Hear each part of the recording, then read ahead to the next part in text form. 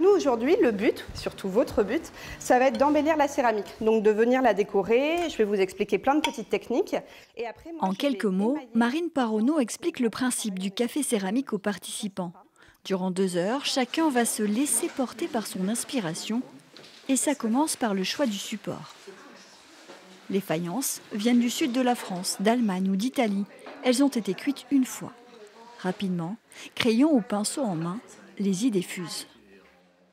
Il y en a qui veulent être seuls, entourés de leurs amis, ils savent exactement pourquoi ils sont venus et ce qu'ils vont faire. Et il y en a d'autres, ils ont besoin d'être un peu plus guidés.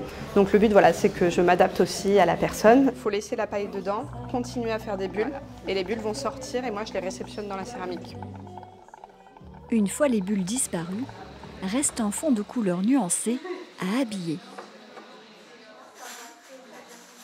C'est difficile de trouver l'inspiration au début, surtout que j'ai choisi une forme que j'avais pas imaginée. Mais après on trouve des idées petit à petit. D'une table à l'autre, chacun s'essaie à des techniques différentes. Je crois que ça s'appelle la technique du grattage, d'après ce que j'ai compris. Et donc j'ai appliqué 3 couches de peinture et ensuite je gratte pour faire apparaître le dessin. Dans cet atelier, le café ou le thé se boit forcément dans une tasse en céramique, une manière de montrer des exemples de création.